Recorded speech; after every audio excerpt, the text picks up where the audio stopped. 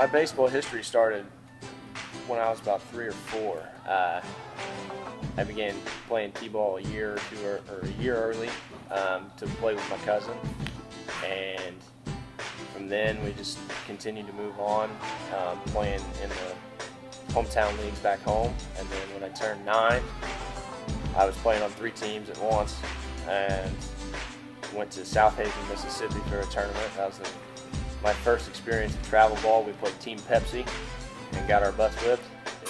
And after that year, I went back to just playing with my hometown team until I was 12. And I played on a team called the SEMO Cherokees after that. And I stayed with that team from when I was 12 all the way till I was 18. My coach there was Lindy Duncan. He played at Mizzou and then was drafted by the Rangers. Really good guy. He taught me a lot about the game and what I know now, especially the middle side.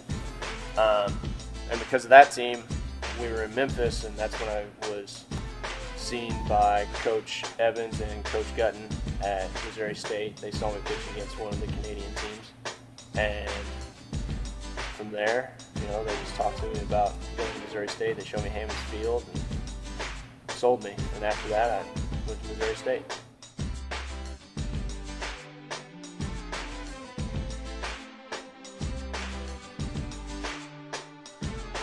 Illinois originally, a little town called Wolf Lake, Illinois. I graduated from Shawnee High School with 22 kids in my class. I had an extremely small school, so coming to Springfield, Missouri State was a big difference. There was more people in my first class than in my entire high school, so that was really interesting and kind of a scary moment for a small town guy like me, so it was really weird. But how did baseball shape me?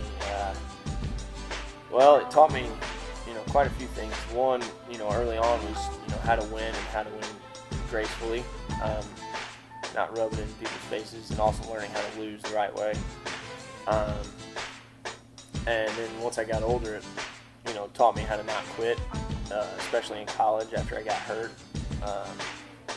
I had Tommy John, came back, and a week before I was supposed to play again, I tore my labrum, so I had to sit out for two full years, and it was really tough. And there for a moment, I really didn't know if I wanted to keep doing it. But after a while, my heart just was still in it, so I stuck through it, and it really paid off. It was a blast. My last season, being able to come back after all that, and still pitch to my potential and help the team out and stuff, so that was really cool.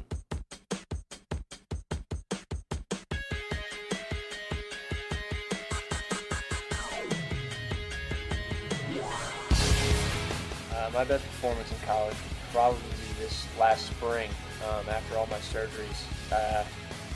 Was against SLU. I went 8 innings, 1 or 2 hits I think, and 11 strikeouts, and it was just that game that I kind of figured it out again after surgery.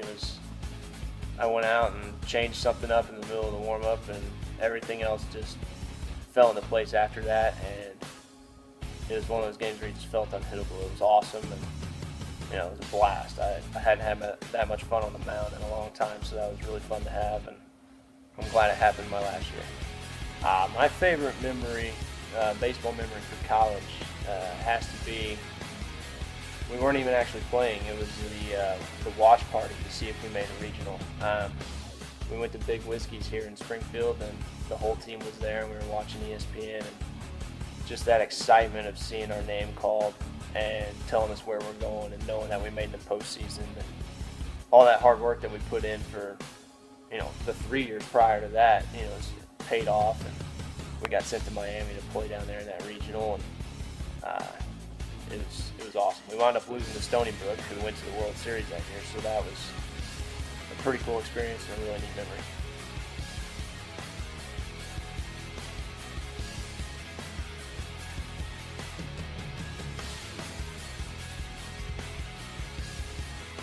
Some advice to give a kid like that is just keep working hard and get your name out there.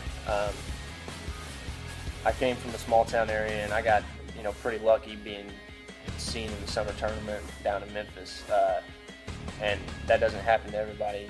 You know, you gotta work hard, get in the right areas, and talk to the right people, and just put your name out there. Go to camps, everything you can to just show yourself off a little bit, and get your name in the mind of coaches, and let them know that you're serious about being there, and show them that you're willing to work extremely hard to make that dream happen.